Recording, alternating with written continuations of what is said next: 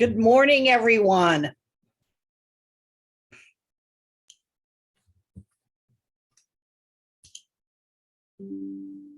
Hey, Josh, Hey, good morning. how are you? Good. How are you doing? Good, thanks. I'm enjoying a crisp, cool morning outside, and I'm adjusting to that because I just spent 10 days in Panama, and the weather, I came back to weather that was quite cool. So When did you get back? we got back in the country on Monday and back in town on Tuesday. We had flight issues because there was tornadoes, I guess, around Dallas, and so they couldn't fly to DFW. So yeah, I gotcha. Yeah, so you got back in just in time for the nice wind. yes, yes, About blew we us did. away.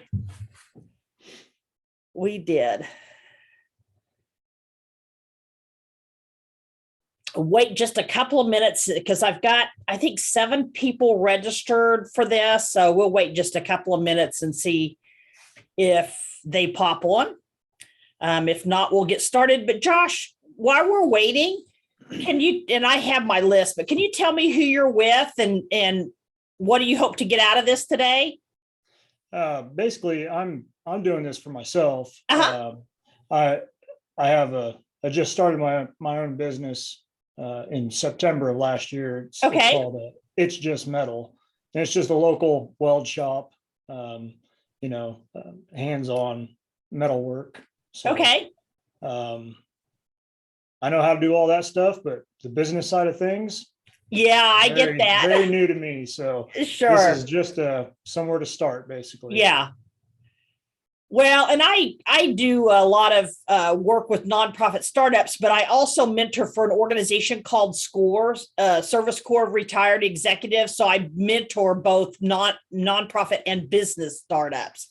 I've Okay. run both nonprofits and businesses, and so I get the opportunity to work with both. But if SCORE is a great organization. If you've not heard of them, all their services are free. Just SCORE. Yep. Score? Yep. You can look up SCORE Wichita. I think that's probably the closest main office, I guess, that they have. So, but they can help you with looking at your, accounting, looking at, I mean, just all kinds of small business loans, all kinds of things, how to create a plan for growth. And again, that's all volunteers that are generally retired executives, or maybe not like I'm a current executive. So, right. And I still mentor. So, but great group of people if you need other types of support. So, okay. Yeah. I appreciate that. Good morning. I'm just kind of getting to know everybody. So Susan, you popped up and I love that picture, and red is my favorite color. So you want to introduce yourself and tell who you're with? And my name is Susan Penka, and I am with the Kansas Small Business Development Center at Fort Hays State University. Oh, very good. Well, I hope I can teach you something today. You probably have. Up till this point, working with nonprofits, we haven't really done because that's outside of our charter. Yes. But just recently been approved to start working with nonprofits. So I help, for-profit businesses all the time with business plans and financials and stuff. So, yep. So I'm prepared to learn, if there's something different to do in the nonprofit world. Very good. Dawn, you want to introduce yourself? I'm Dawn Harlow. I'm the county clerk for Lincoln County, but I am working part-time for a business that's doing tax returns. So I'm kind of debating on whether or not I want to start my own business.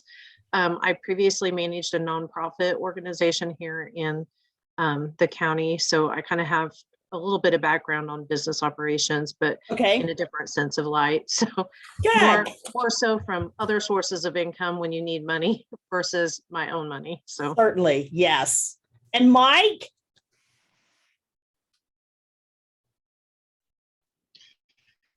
Good morning.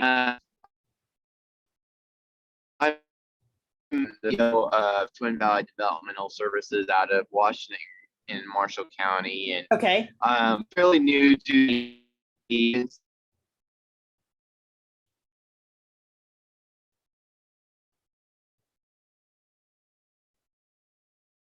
I lost you, Mike.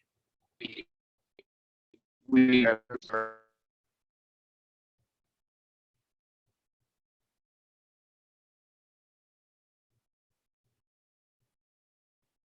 any type of knowledge or any new ideas that I can bring to the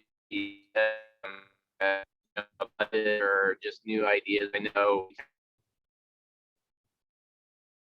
Okay. Uh-oh. We lost Mike completely. Hopefully he'll be back on.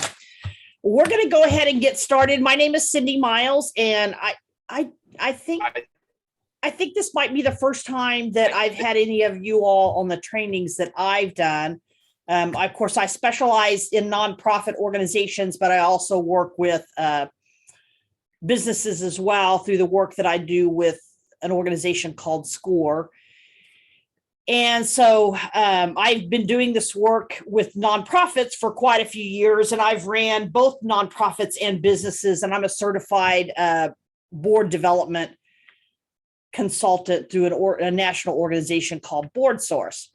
So I'm going to share my screen, and I want this to be interactive. So I certainly want you to stop me and ask me if you have any questions. And this is kind of it's kind of an interesting presentation to do, because there are of course, some differences between starting a nonprofit organization or doing business planning for that and starting a for-profit business. And so this PowerPoint it has a combination on the slides of things that you'll do for a nonprofit and things that you'll put in your business plan for profit. So I'll tell you the difference as we go along. But like I said, certainly ask me if you have any questions. So could everybody see this PowerPoint? Okay. Yep. Yes. I'm going to see if I can get this to do the full slide. I struggle with that on Zoom. Okay, you can still see it? Yep. Yep. Okay. We'll get started. So why create a business plan? Well, sometimes people have an idea and they're not really sure whether it's a good idea or it's not a good idea. And I know I work with both businesses and nonprofit organizations that, they've got an idea and they just want to move forward with doing whatever it is that they're doing. And I giggle sometimes because I have some people say, I want to start a business or I want to start a nonprofit and I want to start it next week. Well, it's generally a lot more complicated than that. So it's good to kind of evaluate that idea, and the business plan helps you do that. It also helps you prepare to ask for funding, whether it's for business loans or whether it's for donor funds, whether it's for grant funding. So there's a lot of good reasons to do a business plan. And of course, if you're doing a business plan, I'll tell you, Susan, if you're doing a business plan for a nonprofit organization, I always tell people some of the work that you do in your business plan will then translate to your application, your 1023 or your 1023 EZ application that you do with the IRS. So you have to have some of that stuff in place anyways. So that's another good reason to do a business plan. So I know this says phases starting a nonprofit, business the same, we'll translate that. So with the nonprofit, there's basically 3 phases: the planning and research for your nonprofit organization, legally establishing the organization, and maintaining your nonprofit status. Well, with a business, same. There's planning and research for your for-profit business. You need to kind of know some of the things about competition and stuff. Then you legally establish the organization. So same process. And then the things that you have to do to maintain your organization. So we'll talk more about those. So in the planning and research phase, it's good for you to look at researching similar providers and make sure that you have an idea of who's doing what, who your competition is, those types of things. And then you've got the collecting data, and that's regarding the needs of what you're going to do. Is there a need for that service? Are there so many other people already doing it, depending on what you're going to do? And I guess it would be kind of like looking at restaurants, I guess. If you're a small town and you've got 15 restaurants, is there really a gap there? Or is another restaurant going to be able to make it there? So nonprofit, same way, collect that data. You've got to create a name for your organization, whether that's a for-profit or a nonprofit. You have to certainly put together that name. And then both organizations should develop a mission statement for their organization, something that's short and simple. And Josh, like in your case, the metal work that you may do, it may be that your mission statement relates to something about providing the best. What kind of products do you make, Josh, with metal?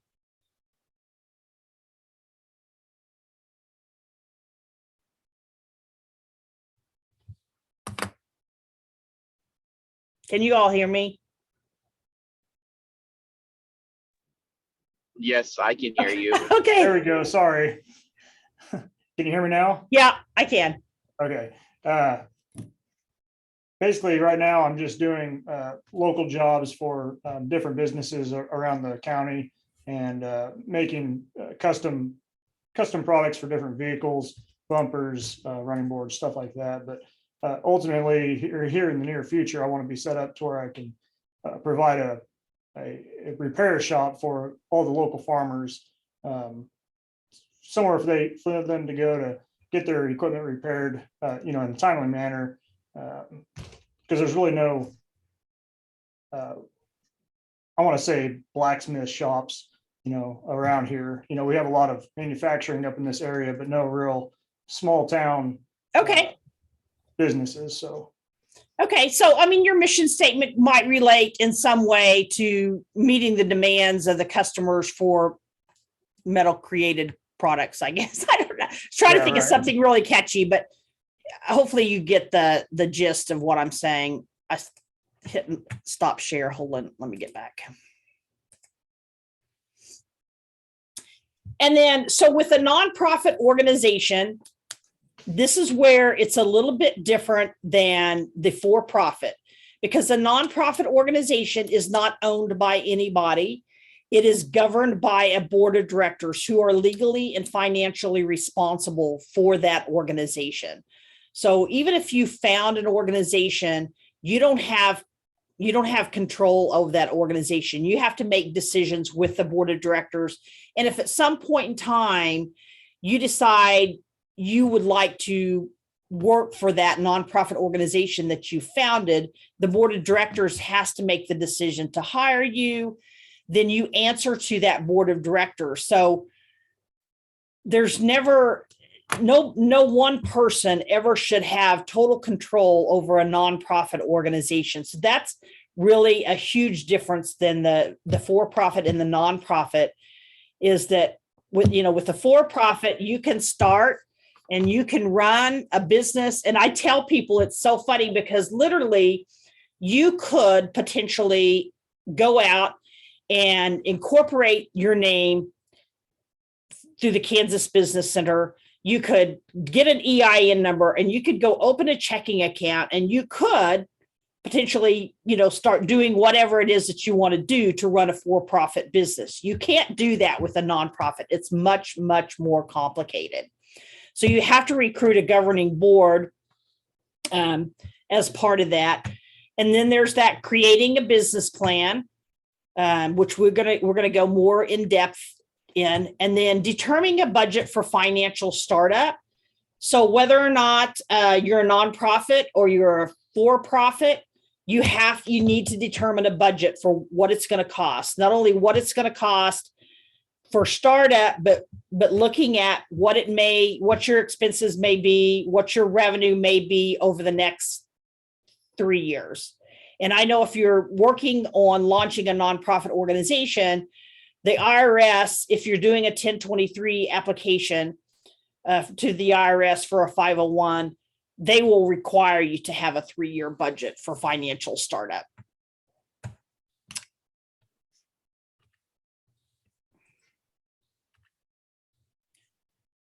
Oh, okay. So why create a business plan? I already talked a little bit about this, but it illustrates a demand for your nonprofit or your business. It gives you an opportunity to write about what that demand is. It identifies, again, that gap. I have been real adamant over the years in the businesses and the nonprofits that I've run, or the businesses that I've started, or the nonprofits that I personally have started, not helping somebody else because I've done hundreds of those.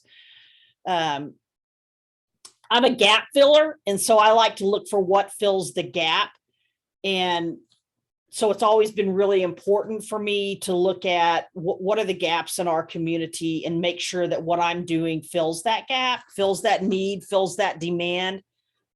Lots of times, especially with businesses, you may not always find a specific gap, but you may find that some business doesn't offer the same services that you offer a different type of metalworking or something like that.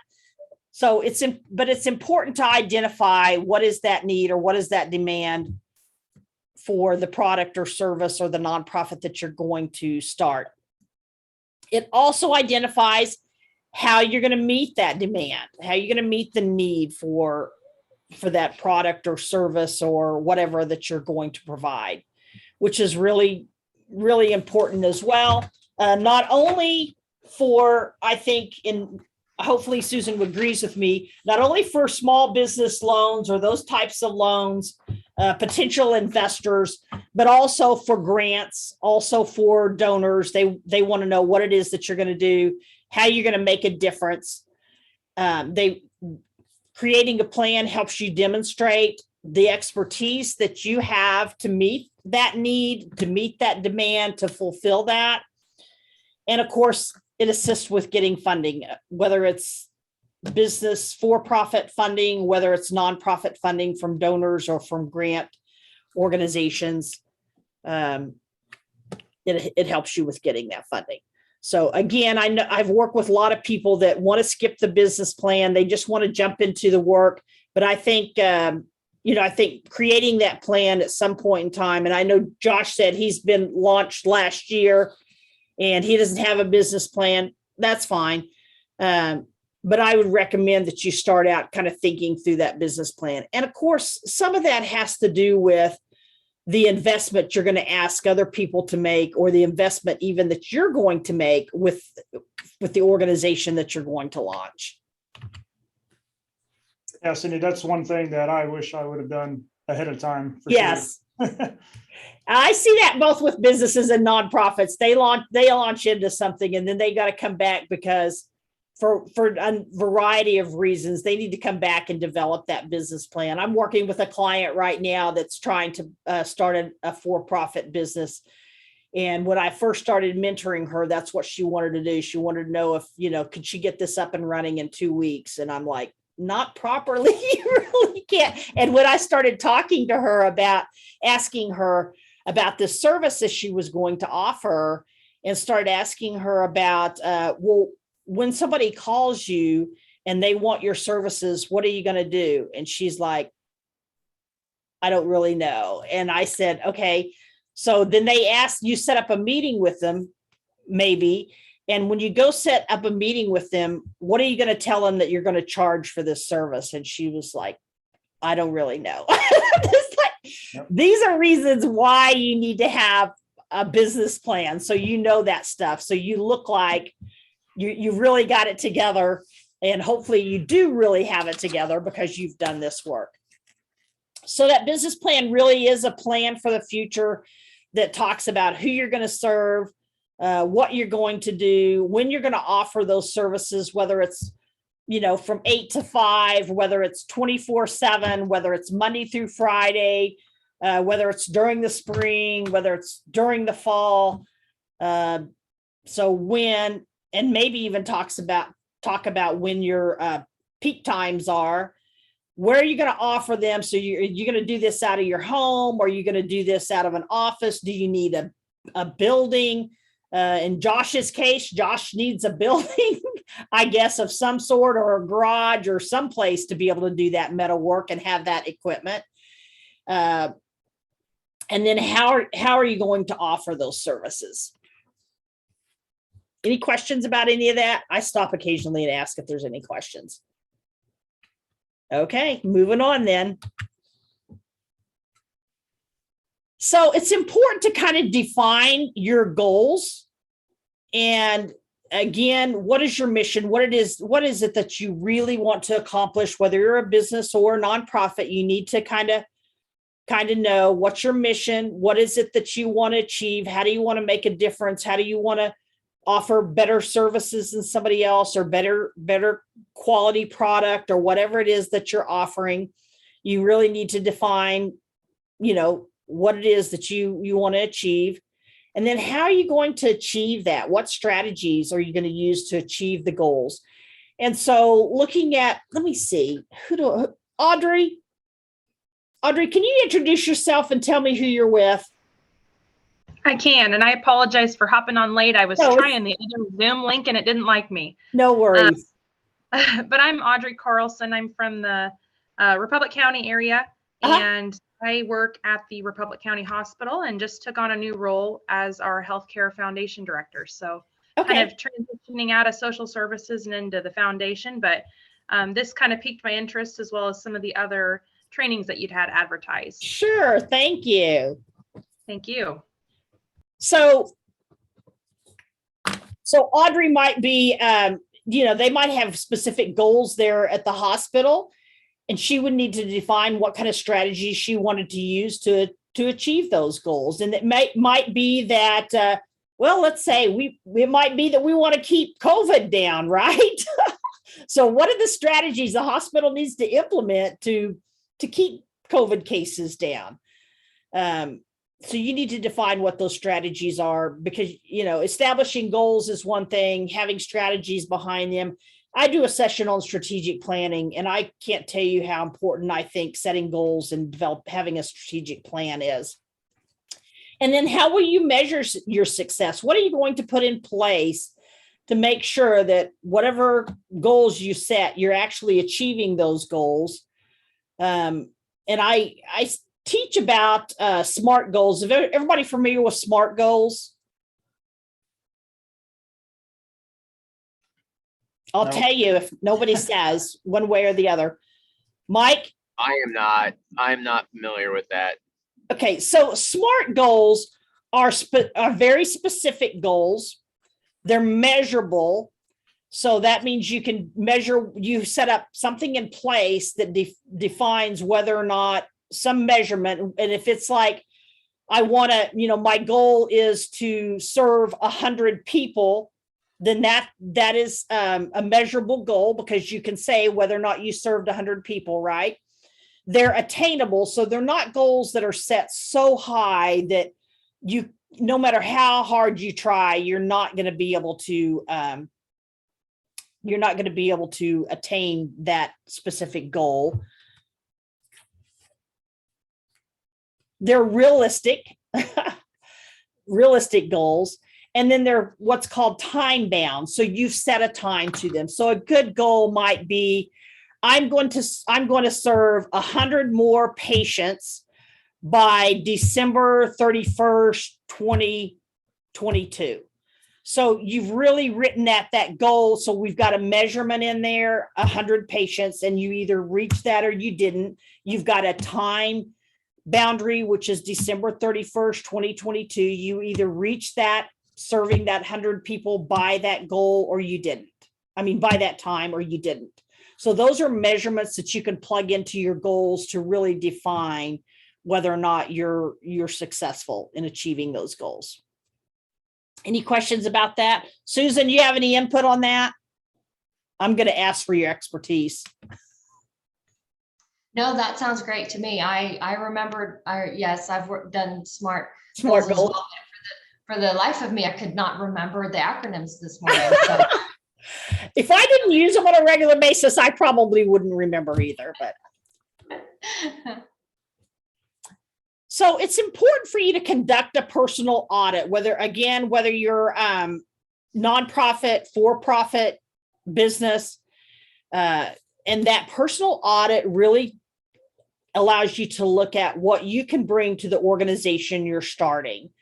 And that might be similar nonprofit experience or similar business experience. Obviously, when Josh started doing what he was doing, he didn't wake up one day and say, I'm going to do metal work and I'll figure out how to do it. He probably had some experience doing that, and that would be important for him to put in his audit. Do you have some sort of formal education that qualifies you to do the work that you're going to do? And what is that formal education? Do you have some sort of management experience? And this is kind of interesting, because when you do this personal audit and you're doing it for a nonprofit organization, you not only would look at your personal experience, but you could look at the experience of the people that you have on your board or that you're going to recruit to your board, because it's important to have these different experiences. I mentioned the management experience, fundraising experience. While fundraising experience may not be as important to a for-profit organization, certainly finding funding is important to the for-profit organization. So do you have knowledge? Do you have experience in getting and finding business loans? If you're a nonprofit, do you have experience in working with donors? Do you have experience with looking for grants, applying for grants, getting sponsorships, any of those different things? Because nonprofits are funded in a little bit different way than what a for-profit is. How about marketing experience? Because whether you're a nonprofit, whether you're a for-profit, you're going to have to market that business. And you're going to have to, you need to probably have a website. You probably need to be on social media. You might need to run ads of some sort, whether it's in a newspaper, whether it's on radio. You might want to do social media advertising. So what kind of experience do you have to be able to do that type of work? And then any other special skills and talents that you might have that might be unique to the work that you do, the work that you plan to do, the business you plan to run, the nonprofit you plan to run. So sometimes organizations want to do a feasibility study, and the feasibility study really is just that. It determines whether or not what you're going to do is actually feasible to do.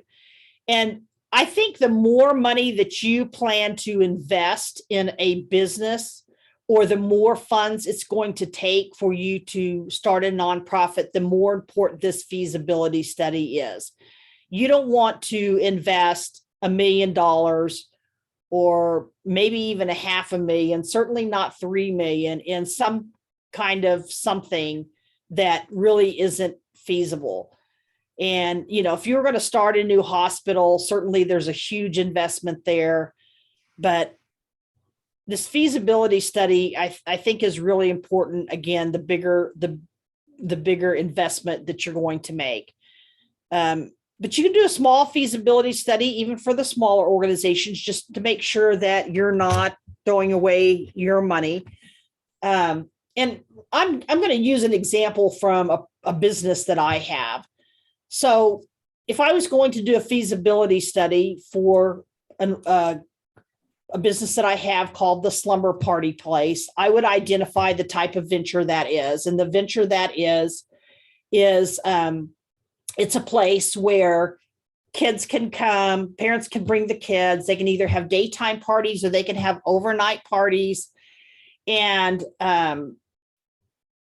they don't have to have those slumber parties. If any of you moms or dads have ever hosted slumber parties with lots of screaming kids running through the house and potentially breaking things or spilling things, this kind of venture is something that they can just bring them to the slumber party place.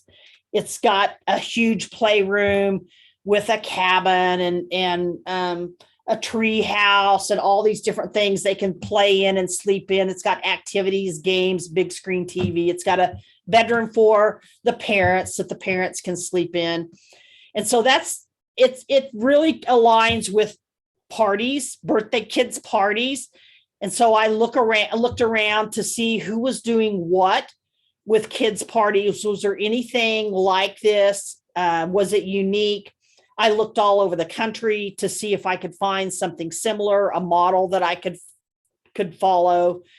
And I didn't find anything like that. So that was kind of my type of, that was the venture that I was going out to. It was going to cost me a couple of $100,000 probably to buy a house, have this house, not probably, it did, buy this house, have this house remodeled so it would be a really cool house. It needed to be in the right location, those types of things. So I looked at the industry information overall. Birthday parties for kids are a big thing. Parents spend tons of money on birthday parties, whether it's at Chuck E. Cheese or at the trampoline park, or it's amazing how much money parents spend on birthday parties. And they're always looking for new things for kids to do. So that's a little bit about that industry. Certainly resource needs. So what are the needs that you're going to have in order to, what kind of resources are you going to need? What kind of funding are you going to need in order to start this? Is it going to be $1 million? Is it going to be $250,000? Are you going to need a building? Are you going to need a van or a car? What kind of, really identifying what those resources are. And then looking at target or niche markets, again, with a slumber party place, I looked at it, it's kind of something, again, that's filling that gap. Looking at my target market and identifying that, well, it was obviously going to be families, generally, probably moms, because moms make a lot of the plans for the birthday parties, moms with kids. So whatever that is for you, I'm targeting moms with kids. That's what my target audience is. And specifically those that have the income level that they're able to pay the price that we charge for them to bring their kids and spend the night at the slumber party place. What are the disadvantages of whatever it is that you're going to do? Because there's always some sort of disadvantages. So that would be an important part of your feasibility study.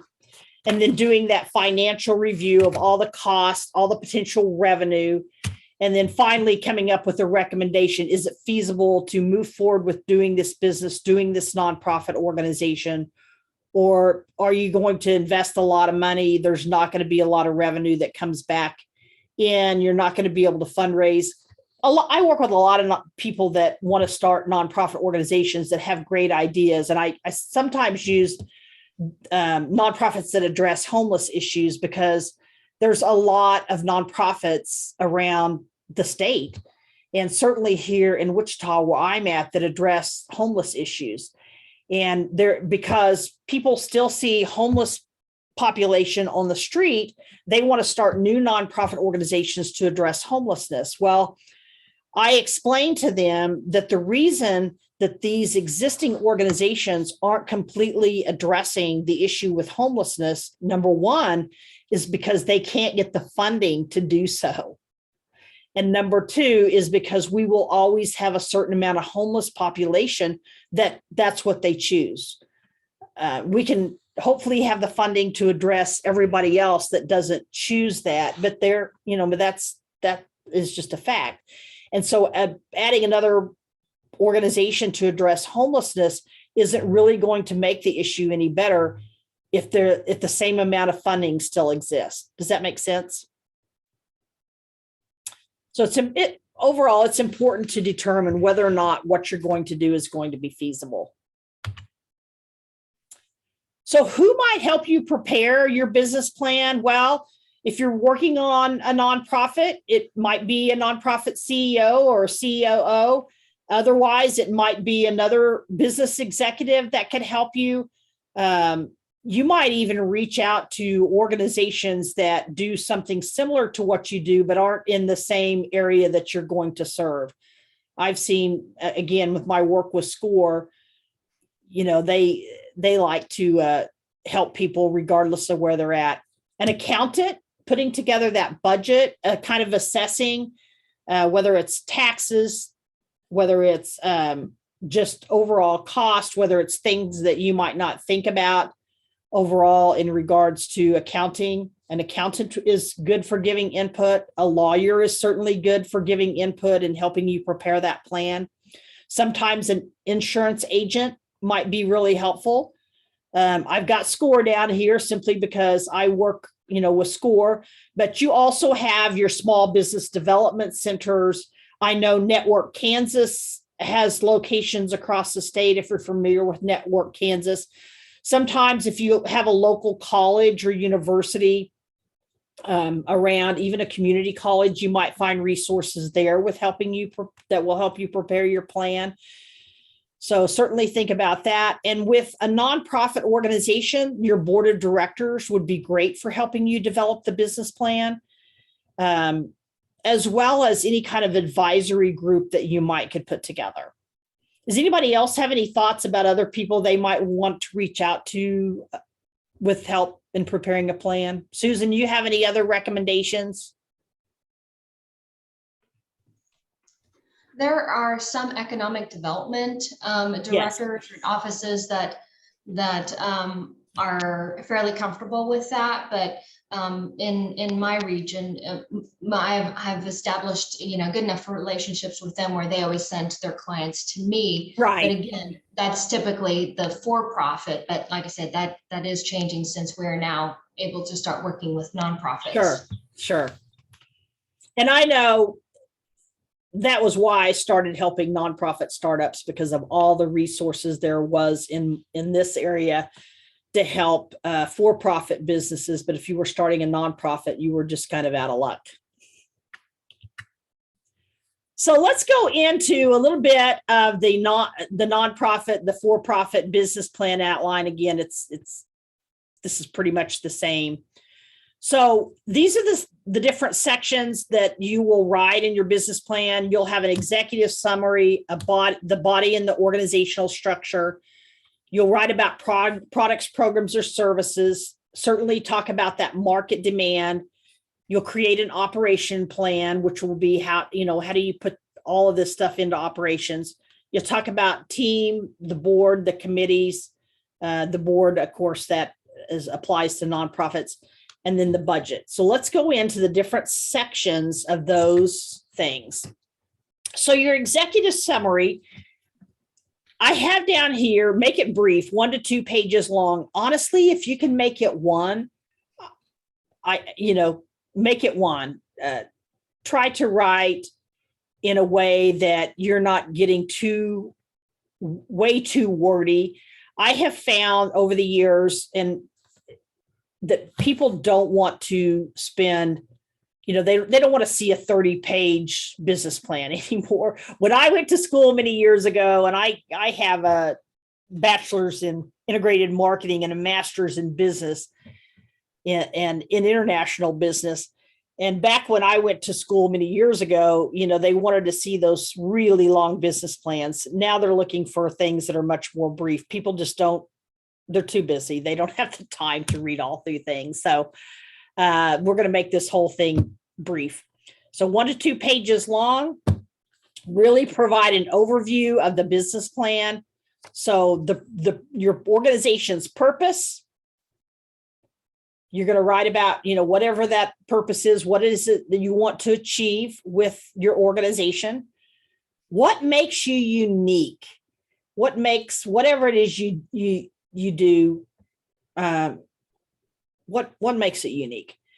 What what strengths do you have? How are the things that you're doing more advantageous than what the other organizations that might be doing something similar? Dawn, maybe you're competing. Well, no, it wasn't Dawn. It was Audrey. Audrey was with the hospital. I got to keep you all straight. You know, maybe Audrey is looking at whatever the closest other hospital might be and, you know, competing for the same target market, maybe within a specific area, or maybe where those lines cross over where you're in competition with another hospital. So what do you all offer that's unique? Do you offer better care? Do you offer more doctors? Do you offer better equipment? Whatever it is that makes your hospital unique. What are those strengths and advantages you have over the other hospitals or even over the other medical facilities that are in the area? You're going to provide an overview of what your product, services, and programs are. So again, just an overview. You won't go real into depth here. You'll go into more into depth later. Who it is that you're going to serve, what the need is, again, looking at gaps. You know, if you're going to run, and I keep picking on Josh and Audrey, I'm sorry. If you're going to run, metal work, you know, how many people need what you're going to do, Josh? You know, is there a lot in your direct area? Is there more across the state? Are you going to serve across the entire state? Audrey says, no worries, this helps. Cindy, I do have one question for Yes. you. When you're writing this, would you do it in like an essay format type of deal, or would you do it like you have here a bulletin No, outline? when you're writing your executive summary, I would write it in an essay form. Okay. Yep. And you might think about writing a paragraph for each of these things. That might be a way for you to do it in the essay form, but I wouldn't make this specific thing bulleted. I don't know what Susan thinks about that, but that's my opinion. And then a projection for what's the number of people that you're going to serve. And that could be businesses, that could be individuals. It just depends on what it is that you're doing. And you see down there, grab the reader's attention. Sorry, my phone just went off and I thought I had it on vibrate. Grab the reader's attention and be enthusiastic, concise, and professional. And I would recommend that when we get all through this business plan, and I think it's probably will be down in here anyways, that you have somebody else read over that business plan as well. Okay, the next section of your business plan.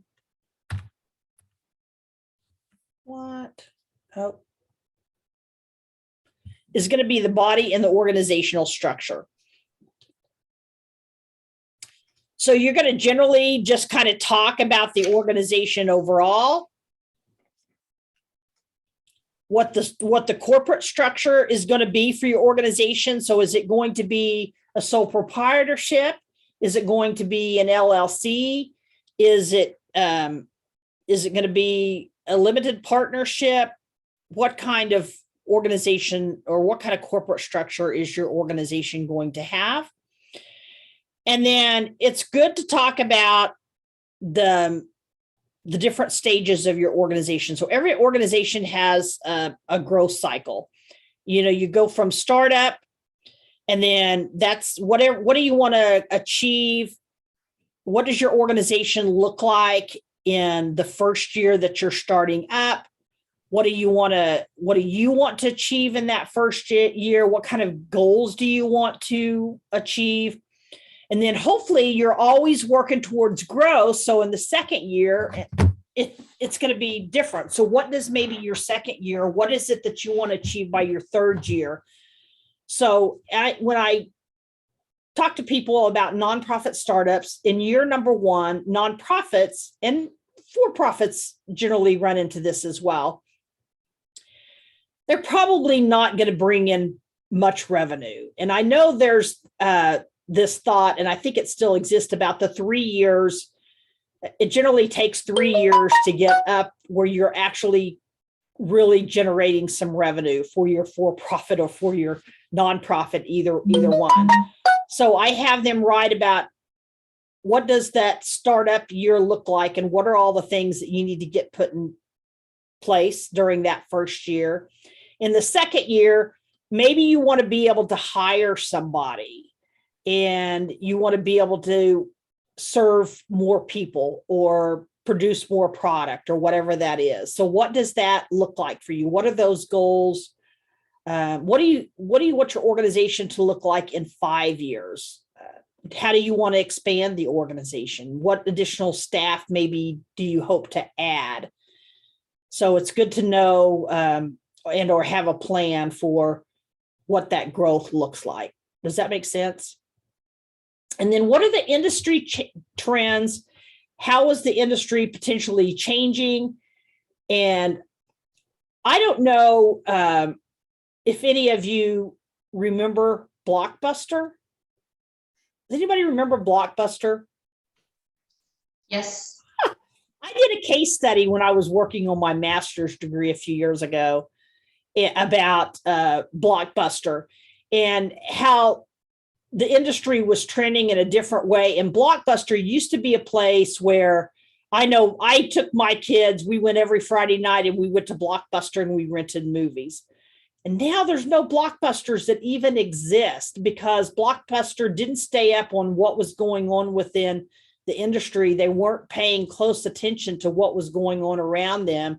And we had the red boxes pop up, and then we had the opportunity just to be able to download movies and watch them at home. And Blockbuster, a huge company, went under because they just didn't stay on top of, and they weren't aggressive in keeping their organization alive. They by the time they acted and they got some of their own kiosk, it was too late because Redbox had already had established, boxes all over, and Blockbuster just went out of business. So it's important to understand and be able to write about what are some of the industry trends that are going on and how you're willing to or able to adapt to those.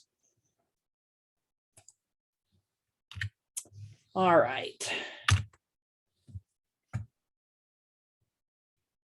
All right, so you're going to talk about your products, programs, or services. And this part, you're going to talk about those a little bit more than just the overview that you provided in your executive summary.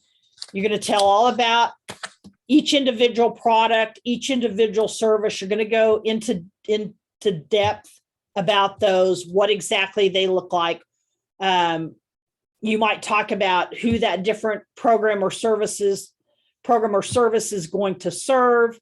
You might talk about what you're going to charge for those, why what you're doing is unique from what other organizations are doing.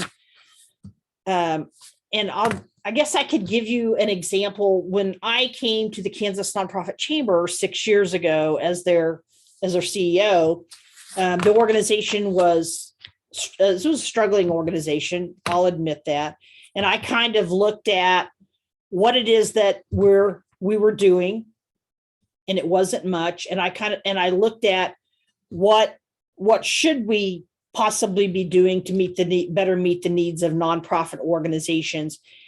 And I started developing potential products and not products. I've got awful products, programs that we could add over the years that might provide more and more help to nonprofit organizations. So when I came here, we were doing a lunch, and we were doing a monthly lunch, and we were doing a small conference. The next year I added Board University. So now we're doing the thing over lunchtime. We're doing Board University, which trains people how to be on nonprofit boards and or teaches people just about nonprofit boards overall. So we did Board University. I decided we were going to grow the conference and we were going to do that in a different way. And then I added board member matchup, which helps people find board members and it helps nonprofit organizations find, I'm sorry, I got my tongue tied. It helps people get on nonprofit boards and it helps nonprofit organizations find board members. So it's targeted at small to medium sized nonprofit organizations that struggle with getting board members. So, and I continued to outline what was I going to add to better meet the need of the nonprofits that we were serving. So thinking about what it is that you want to do, where you're at now, where you want to be, what other things you can do, how you can diversify, bringing in additional revenue by diversifying your services. So that's kind of what you're going to talk about in this section. Any questions about that? Josh, are you clear? Yeah, Okay, for the most part, yeah. okay. It's a lot, right? It is, yeah. I try to make it not so hard, but oops. Okay, then you're going to want to talk about the market demand. And I know I've mentioned this before, but what is the demand for what it is you're going to do? And really kind of defining not only the market, but the subsectors of the market and how many people that you think that you can serve or how many businesses that you think that you can serve. What do you have the capacity really to do in order to meet that market demand? And then how are the trends changing? How is the market important overall? And again, I know I've said it several times, but what is the need for the services that you provide? How big is that overall market? You know, is it 10 people? Is it 25 businesses? Is it 100 businesses? How many people, how many businesses need what you're going to offer? And then what is the competition doing? How much competition do you have? You know, how many, if you're going to start a homeless nonprofit that addresses homeless issues, how many other organizations are doing that in the area? And with nonprofits, I teach a lot about partnerships and getting engaged in what other organizations are doing, as opposed to creating necessarily another organization that might just compete with what others are doing, because often there is that same pool of funding for nonprofit organizations and it doesn't actually grow. That pool of funding doesn't actually grow because somebody started a new nonprofit organization. You just find yourself fighting more over those existing resources. So it's really important to know about that competition and be able to write about that. And then what kind of promotional efforts are you going to incorporate to promote what it is that you're doing? How are you going to reach that target audience? And I can imagine, Josh, you're probably not just doing a mailer out to anybody that might use your services. You're probably visiting with those different businesses that would use your services, right? Right. Yeah. So how are you going to reach those different places that you're going to serve, or those different people? So you're going to run a write about that.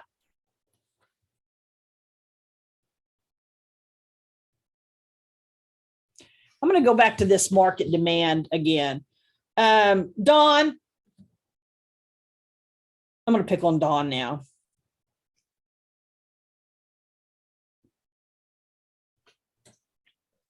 Yes. Dawn, who would your target market be for what you want to do or doing? Well, the primary business that, so the lady that is running it is reaching retirement age. So her primary business is doing tax returns for Right. individuals. She also does bookkeeping services. So Right. I would probably try to expand the bookkeeping services Okay. to have a more normal monthly income, as tax returns is basically 4 months out of the year. You're correct. So if you, and she's look- the only provider in this community right now. right. So if you looked at providing, let's talk about bookkeeping services. If you looked at expanding those bookkeeping services, who would you provide bookkeeping services for? Are you have some big companies around that you would provide bookkeeping services? Or would you target more small businesses? Where she's at right now is small businesses Uh-huh. and then elderly folks. So, Okay. And of course, she had a niche because her husband was an attorney at the time. Uh-huh. And so she got a lot of, a couple of those people where they're getting too old and they don't really want to take care of their own books. And so she's got a couple of those clients. But, as they age and they decease, there's, you have to replace them. Yes. So yes. It worked for them how they were doing it. So my target would be to get out to new businesses that maybe don't have the expertise and try to kind of give them my expertise and help them and hopefully maybe garner a client. Okay, good. So you do have a good idea of who your target audience is. Sometimes I work with organizations and they say my target is everybody. Yeah. And it's not. You really have to narrow down, and the business plan is a good place to do that. Narrow down who that target actually is. And of course, I told you, with the slumber party place, my target is not everybody. My target is moms who have kids that are in an age range that might use the service that I have to offer. So yeah, I just want to make sure I bring that up. I spent many years in the marketing world, 25 years actually, before I got into the nonprofit world. So I like to talk about marketing. All right. And then your operational plan really is going to talk about how your organization, your business operates. So everything that has to do with operations of your organization. So where are you going to be located? Are you just going to have one facility? Again, are you officing out of your home?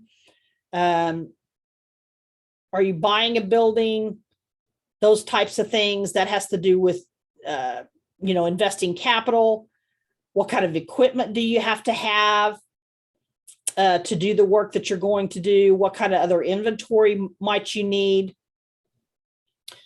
What are the programs and services that you're going to offer, and how are you going to offer those programs or services, or even products? How are you going to distribute that product? Is it going out?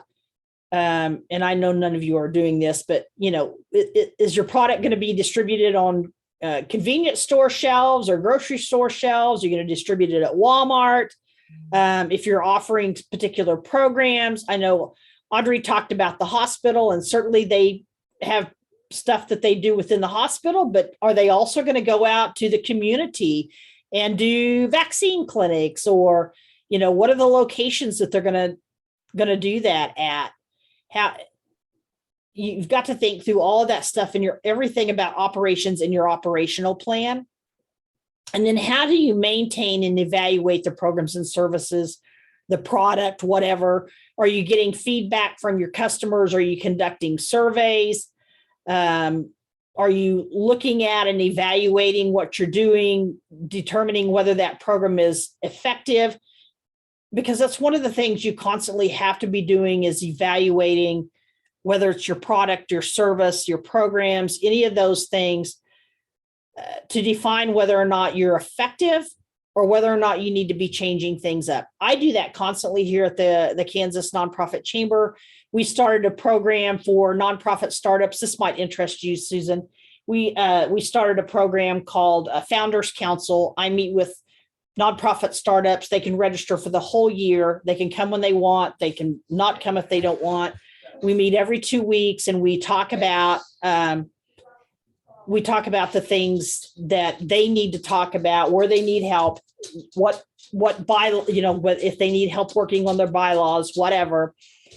And one of the things that we decided was, when I started this, we were doing this at 5:00. And it was not a good time. And very soon we discovered maybe we needed to start at 5:30. So we just backed up and regrouped, and I got with all the group, and they were like, yeah, 5:30 would be a lot better. So that constant evaluation, trying to decide if what you're doing is most effective or can you do it better is important. So think about that as well. Any questions about the operation plan? I feel like I'm talking a lot and you all aren't doing much talking. All right. And then with teams, you need to write a section about your management team, including yourself, whatever role that you're going to play. Employees, what is the expertise that everybody has? The same thing goes with your thinking about what the skills and expertise are that your board has if you're a nonprofit organization. And of course, that says that in the next bullet, provide a list of your board members or your committee members, or sometimes you had advisory board members with a nonprofit organization, and what expertise they're bringing to the table. When I teach about nonprofit startups, I teach about creating a board that is diverse, not only in race or ethnicity or age, those types of things, but really when you're creating a nonprofit board, having that diversity of skills, strengths, and experience is really, really important. And when I first got into consulting, one of my first clients was an organization that did stuff related to STEM, science, technology, engineering, and math. And they were struggling with growing their organization. And all of their board members were people that they had just got to jump on board, most of them from nonprofit organizations, none of them with fundraising experience, none of them with anything related to STEM, none of them from businesses. And it was kind of a disaster. No, it wasn't just kind of disaster. It was a disaster. And so I came in and consulted with them and helped them strategically look at who they could recruit for their board and diversify their board with people that could actually help that organization grow. So it's important to have that diverse skill, strengths, and experience. And whether that's, whether you're starting a business and you need that diversity in your management team and your employees, because everybody's going to need to be able to handle a different area potentially. And you've got to be able to have the experience or the expertise to do that. Certainly any active financial sponsors, donors, any other businesses that are supporting what you do. And then it's good to include an organizational chart and kind of explain the lines of authority, not only for what you currently have, but here's what you have now. So you have, Josh, do you have any employees? No, I don't. Okay, so right now, Josh's organizational chart would be Josh, but maybe he drops down and underneath him, he wants in his organizational chart in year 3, he wants to have 2 additional employees so he could create an organizational chart for what he wants his growth to look like. I think that's all on that.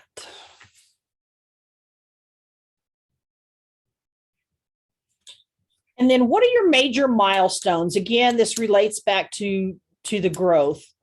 What can you write about that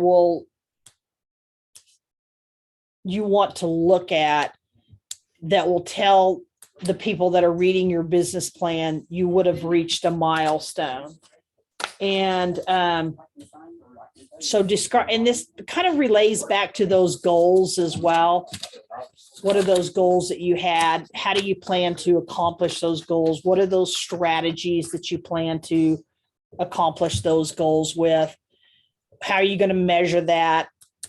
And then putting together a timeline. So going back to that goal that we talked about earlier, where the hospital serves 100 more people by the end of December 31st, 2022. So if they were to put that in a timeline and then say by the end of December 2023, they want to serve an additional 150 people. So what is it that they're going to do, and what does that timeline look like for them to be able to make those major accomplishments. Does that make sense? Questions? Anybody have some examples of what maybe some major milestones might be for you with what you're doing? Mike? I haven't picked on Mike yet.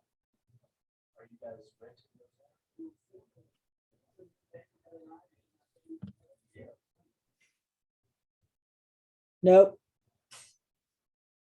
Audrey, got any major milestones? Oh, there's Mike. Here we go. Oh.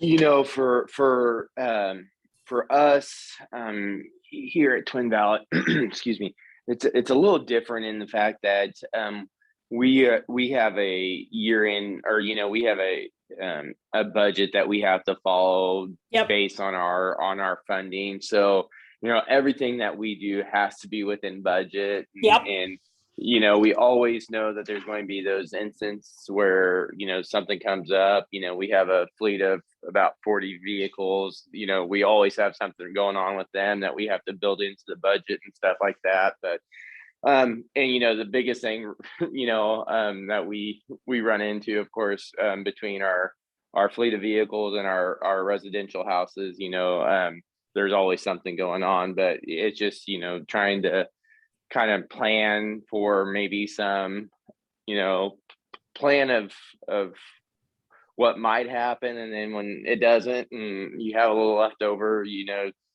be happy that Be happy that that we meet the budget. So right. Yeah, I get that. Sometimes, though, it is important to kind of set those goals and identify. Maybe you wanted to add an additional truck next year. So how could you really work to increase business, I guess, to add that additional truck? I do understand, because everybody hopefully does that. They plan for their budget year. Hopefully they plan something in there that will allow for growth. And sometimes that happens and sometimes it doesn't happen. But I think it's always good to at least try to plan for growth. But one thing that I think that we do that helps with this, and you know, it might be a common thing out there. I don't know. This is the first, you know, area that I've had to deal with the budget. But you know, one thing that we always do is we plan for like an automatic depreciation of everything, as far as that kind of gives us a little bit of wiggle room at the end, you know, or you know, it helps with the budget with the depreciation value, just to kind of throw that in there, just so that way, you know, it's part of your budget. Yet at the end, you know, if those things do come up, we know that there is a little bit there. Good. Audrey, did you want something? You want to share something? Sure. I was just going to mention that with my new role, we're kind of approaching fundraising a little bit more of a focus at our hospital, and we have a lot of large renovation projects coming up, and just kind of looking to tailor to maybe some more creative projects that we haven't really looked into yet. Yes. Looking forward and trying to think how to best utilize, you know, what funds are granted, but also to be more active about fundraising so that we can hit annual goals with fundraising amounts plus accomplishing projects. Good. Yeah, I think planning for growth, I think, is always important, and certainly putting that, you know, in your business plan. Some people come back and update their business plan every so often. I see more people that after a certain period of time, they're more focused on developing and updating strategic plans for how they're going to accomplish the certain things that they want to accomplish. Anybody else have anything they want to share about planning for major milestones?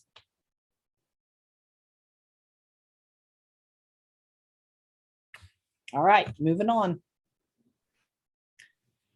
So I know I mentioned earlier about budget. So putting in your business plan, not only your current, what is your plan for startup?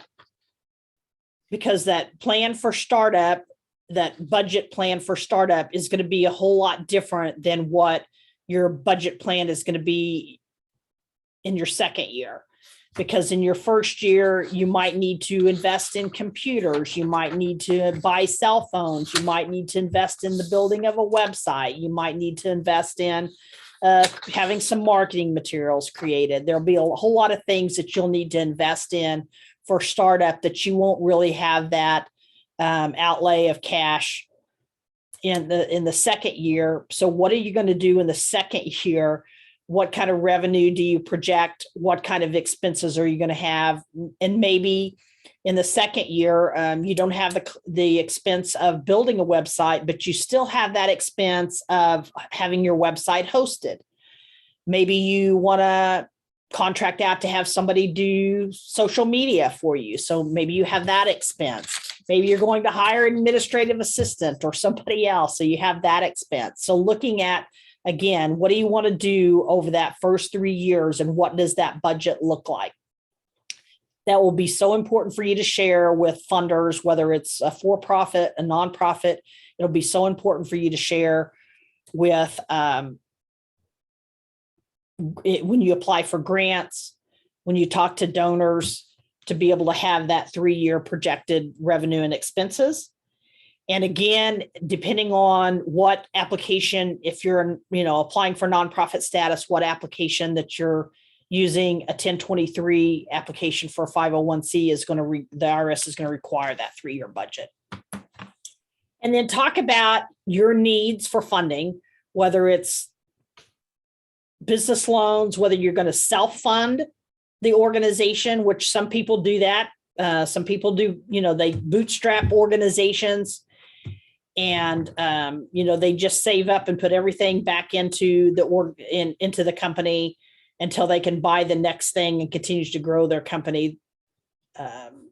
So whatever it is, however you're planning on funding that organization, make sure that you write about that in your budget section. Any questions about that? If you need some help, I think Dawn could maybe help you out with doing some budgeting. What do you think, Dawn? Absolutely. I'm just giving a pitch for her. She's going to do bookkeeping. She's doing bookkeeping. All right. In the appendix of the business plan, you really, it's going to be your last page. You can include some or all of the following. So maybe your resume, maybe resumes of people that are on your board. You really just kind of show some of the skills, again, that are within the organization that you have access to. A board member list, an advisory board list, if you have an advisory board. If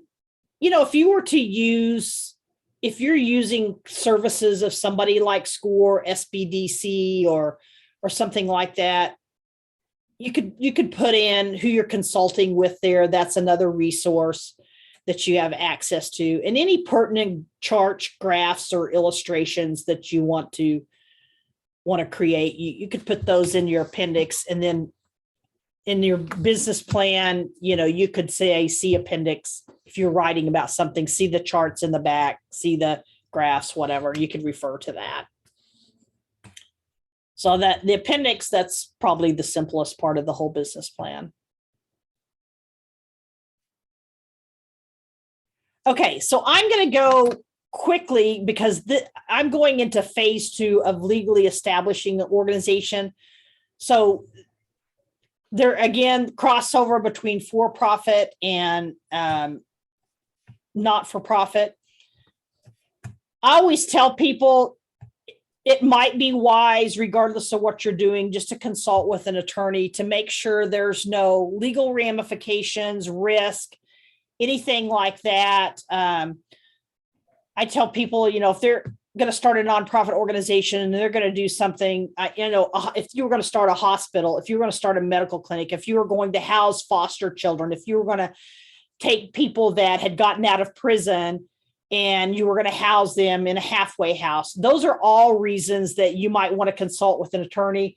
If you're going to employ somebody in a high risk They're going to be going up into the working on wind farms or something like that. You might want to consult with an attorney and just find out what do you need to have in place for that organization, whatever kind of legal documents for your employees to sign or anything like that.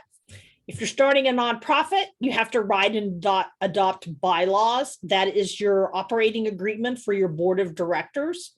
There's tons of templates for those. Please don't ever start writing brand new bylaws just from scratch. Google nonprofit bylaw templates.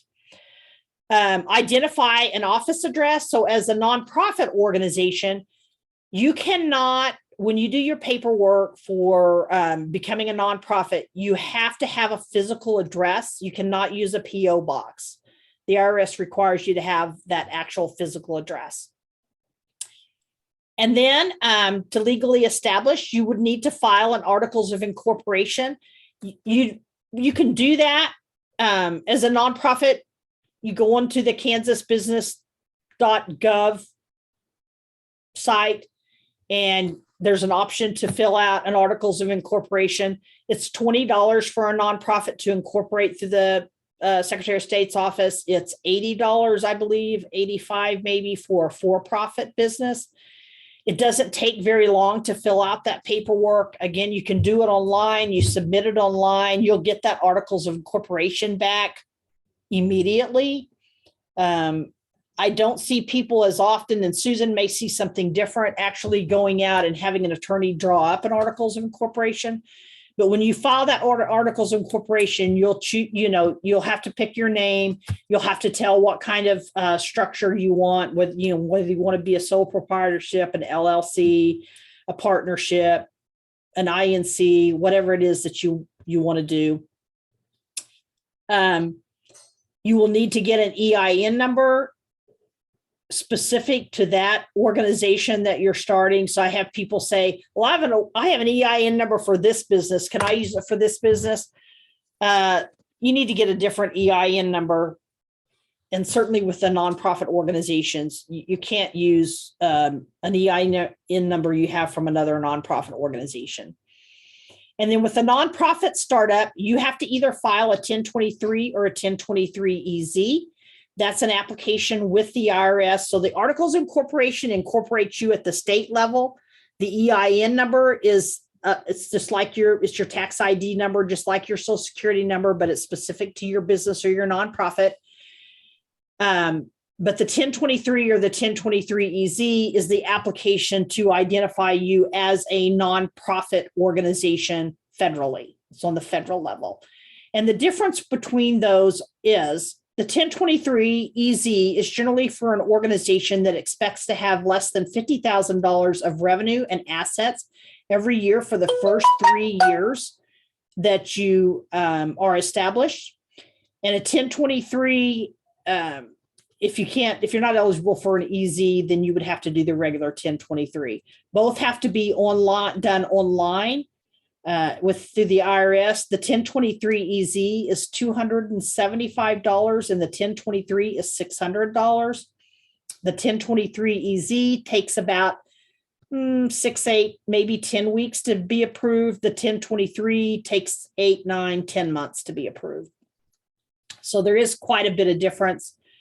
I recommend that any time somebody is going to do either one of those, that they download and print out the PDF form, answer all their questions, because the 1023 is going to require quite a bit more information. And then they get online and complete the actual form. It's just easier that way. And then you don't get in the middle of doing the application and there's something that you don't have the information for. So any questions about that legally establishing? Cindy, Yes. when you're talking about incorporating there, I guess I was under the assumption that being incorporated was different than being an LLC. That's not the case then?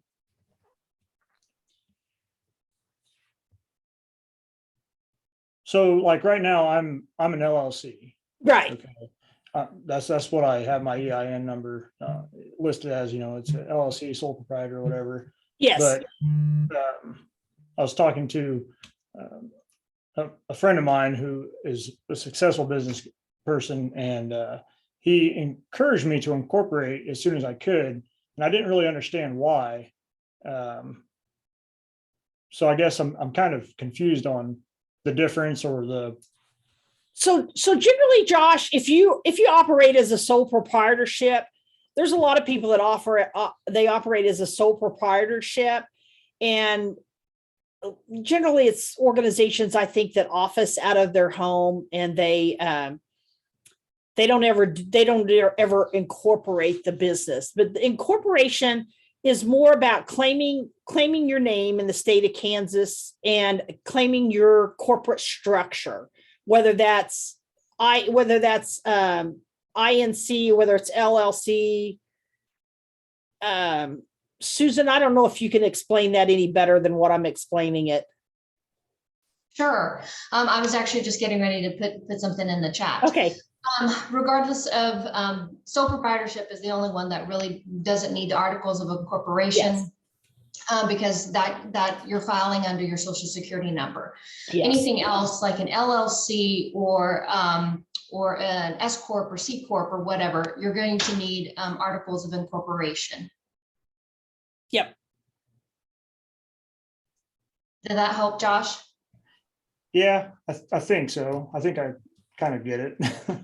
I'll have to do a little bit more digging on that one. I guess basically just knowing that you said you're an LLC, you will need to file articles of incorporation. Yep. So I guess for you, that's all you need to know at this point. Right.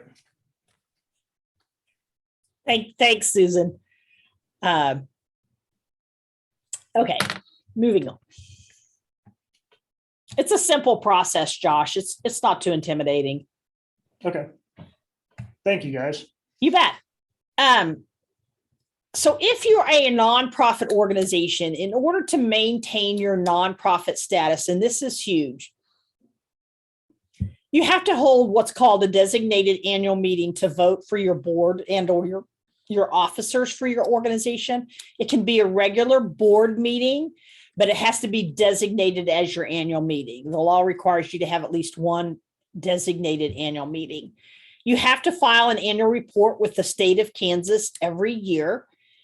And you get online, go back to where you did your incorporation, file that annual report. And basically it just wants to know, are you still operating? And you pay $40, you answer a few questions, and you file that annual report. With a nonprofit, you don't file like a business tax return. What you file is a 990, which is an annual report of income.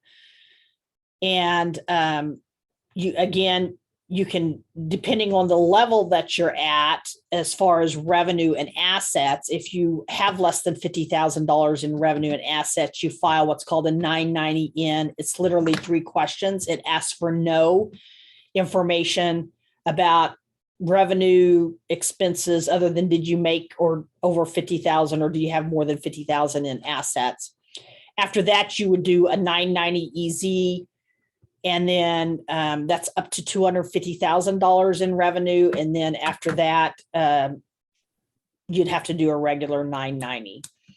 So Dawn, good information just for you to have.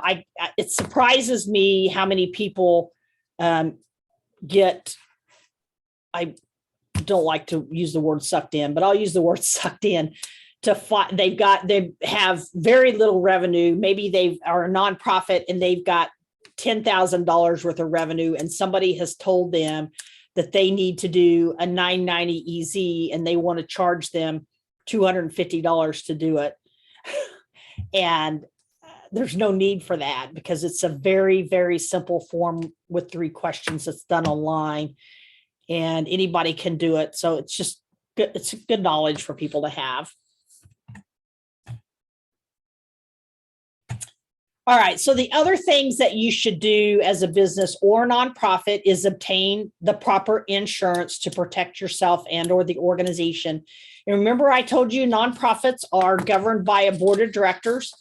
Many people don't realize that because that board of directors is legally and financially responsible for the organization, because it doesn't have an owner, if somebody sues that nonprofit organization, they sue the board of directors, which means you serve on a nonprofit board, your assets can be at risk. A directors and officers insurance, which is a specialized insurance, protects those board of directors in case the organization is sued. I also recommend that you have at least a general liability insurance for some of those smaller things that can happen. It's just best to protect yourself.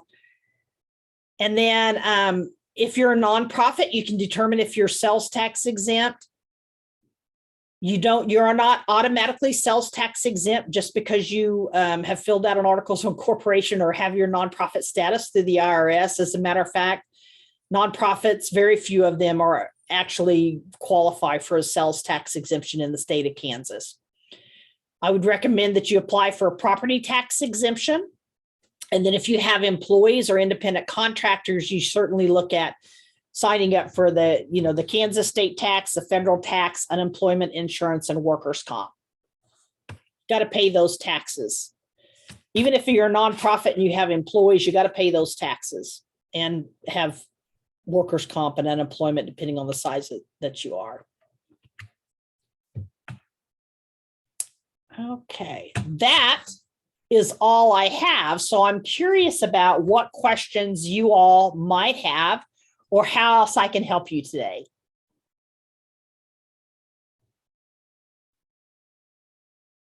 Is there anything you wanted to know that I didn't talk about?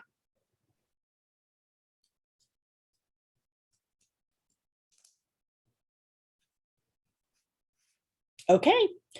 Well, I will send you all out this PowerPoint. I will also, as soon as I get it downloaded, I recorded this, and I will send out a link to that recording as well.